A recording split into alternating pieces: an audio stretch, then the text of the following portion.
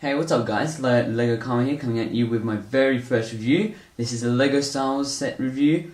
This is the Z-95 Headhunter, set 75004, ages 8 to 14, and it has 373 pieces, and it retails for $49.99 US.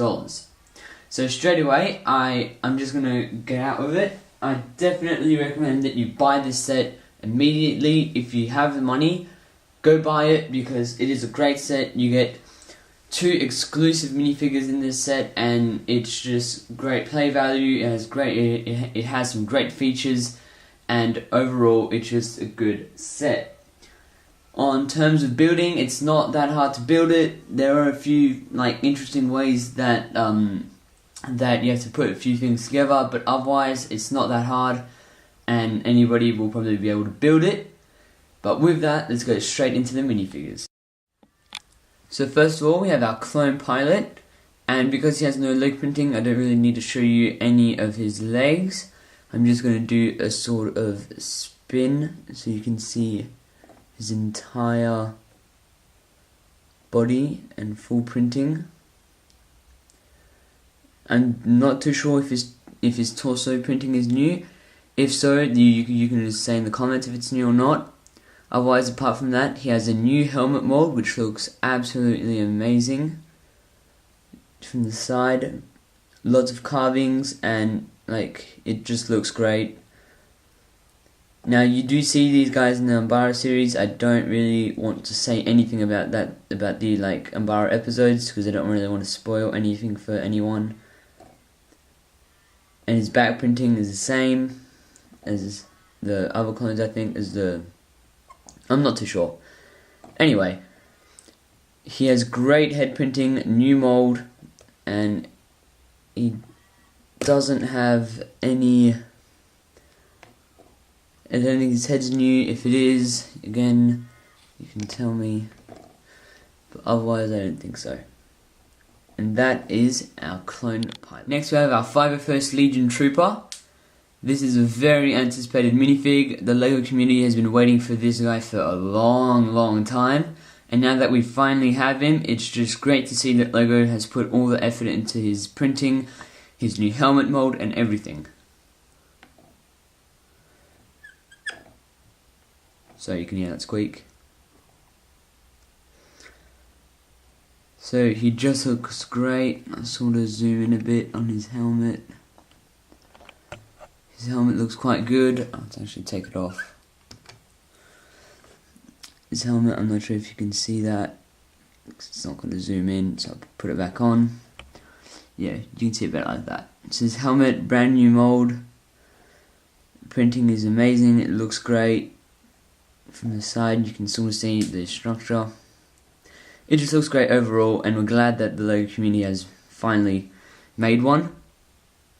His torso, again, a few new stuff. That blue stripe goes all the way down, or nearly all the way down. It stops about halfway. And apart from that, I'm not sure if there's anything new. His back printing is the same, I think. I'm not sure, that bottom looks a bit different, but I'm not too sure. And the arms are just blue arms, and his leg printing looks quite good as well. You can see that blue stripes with black printing, and it looks great. So that is a LEGO 501st Trooper. Next we have General Ponkrell. He is also from the Umbara series, and we see him, he is General Ponkrell.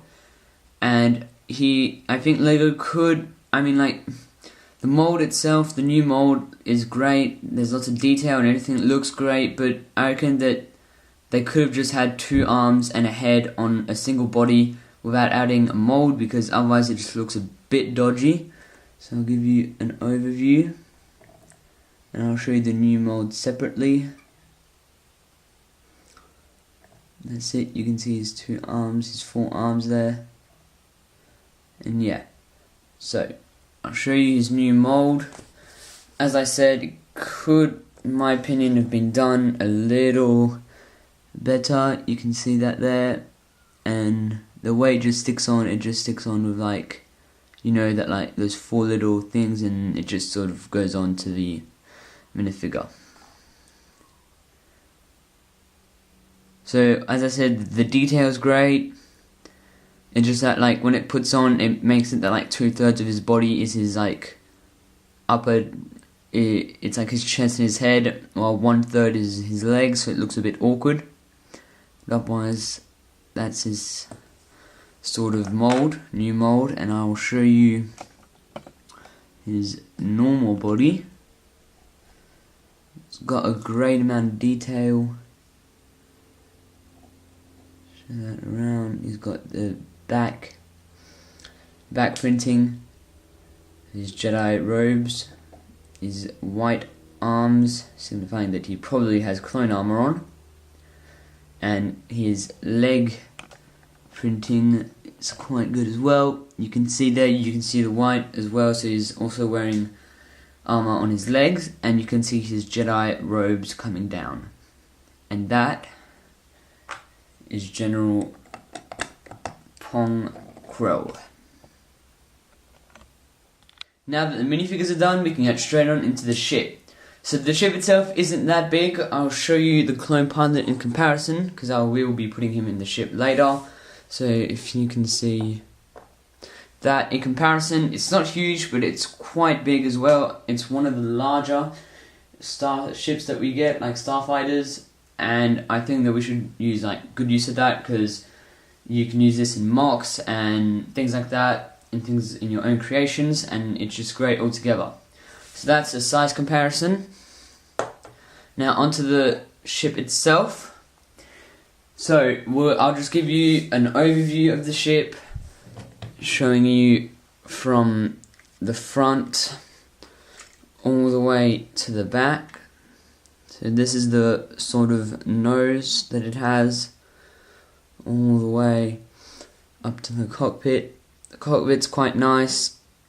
Unfortunately, the sticker kept coming off, so it's not there. It should be on this white piece there, but it's not there because it just kept coming off, so I just couldn't really be bothered. So there I will put our clone pilot that we get. I'll put him in. He fits quite well, as you can see right there. Close that up, and he is quite comfy. Lots of detail, and now there is a back compartment that I will show right there. Now inside that you get a sort of like not really container, but just like somewhere where you can hold your stuff. So that is the gun, and that is supposed to go on the 51st Trooper. However, I just gave him another one. And those binoculars, they actually are supposed to go with the clone pilot, but I just keep it in here. So those are the accessories that you get apart from the lightsabers. Close that. Next, what we do have actually is the wing. I'll just show you one ring because they are mirrored. So that is the one wing there. Lots of, well, not lots of detail, but just smooth pieces to make it look like there's lots of detail. The gun there, quite simple, but it works. And that leads on to the engine. The engines are also both the same. You do get a sticker here and a sticker there. You can see that. Now the engine, you can't see the new piece there because it's black and there's just not enough light to see it. But that's pretty much like the end of the engine, and you can see the disc. There's actually the like propulsion going out. Next, there is some detail at the back. It's just a few studs and hooks, but otherwise it's not that amazing. Yeah, and then the other side is practically the same. It is the same. So, now that we're done with the ship, I will show you the main feature, and that is the cannon. So let's get on with that. So as you can see, I have General Poncro in the background there. The ship is behind camera, and I will try to shoot General Poncro. You can see the ship there. So I'll try and shoot him. If I miss, then I missed, but after that I will show you the sort of mechanism that goes into actually like firing it and everything. So here goes. So I did hit him, and now I will show you the mechanism behind the actual ship, behind the actual missile. So as you can see here, we're on like the underside of the ship, and that whole square there, that's actually where the missile sits. So there is a knob here. If you put that knob up, then the missile actually comes up, and that's where you can reload it as well. So let me get there.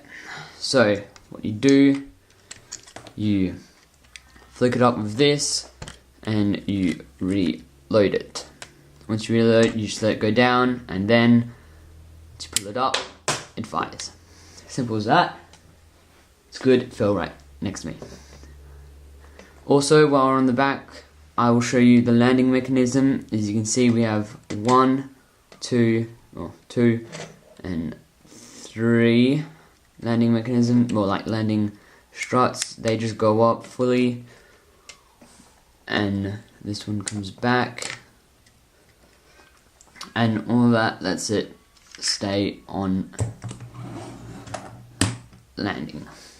So now let's go to the overall overview of this.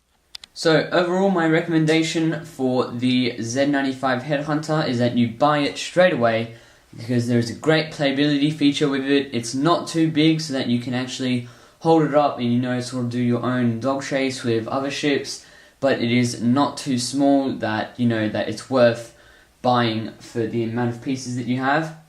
You get 2 exclusive minifigures. I'm sure. I think there is. Yeah. Well, General Poncro is exclusive to the set, and the clone pilot. If he isn't, then that's my mistake, but I think he is. Anyway, you do get 2 double lightsabers. I'll show you here. You have 2 double lightsabers like this. You get 1 binocular for the clone pilot, and 1 gun for the 501st Legion Trooper. So again, I definitely recommend you buy this. You get a rubber missile, which is good, no flick fire missiles, which is amazing for once, and great playability value and features on it. So recommend you buy this. Also, I forgot to mention this before, but there is in fact 5 stickers, or 6 actually. There is 6 stickers in this set, but that doesn't really matter. So again, go buy the set straight away. This is Lego Karma, and I'll come at you with another review soon.